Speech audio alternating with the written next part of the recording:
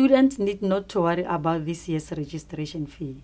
The Nsfas Chairperson, Mr. Sizwe Nxasana, says no student will be required to pay registration.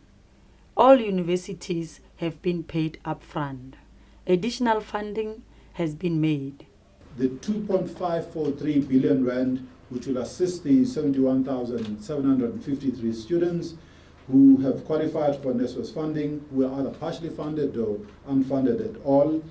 And this funding will be made available to those qualifying students who are studying in those years, in the 2013, 2014, and 2015 years.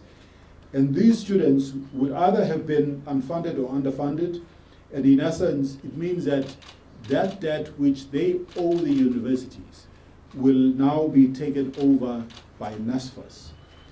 And Nsfas will pay for only the students that met both the academic and the financial needs criteria. And payments will be effected for students who are still studying or those who have dropped out and graduated within the stipulated time in the academic years. Government has made money available to clear the historical debt of students who qualified for Nsfas funding. To access this funding as a qualifying student, certain conditions must be met.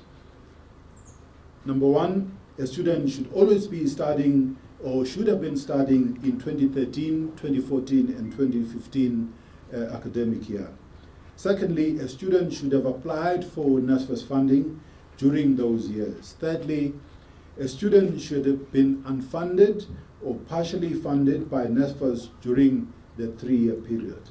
And number four, a student should sign a new loan agreement form that would assist Nsfas to clear the historic debt. And obviously, there's a component which is a scholarship if they meet the academic success criteria, but there will be a component which is a loan which will be recovered in terms of the normal Nsfas recovery rules. And repayments of Nsfas loans can go a very long way to assist students who need financial support to further their studies at public and higher education institutions.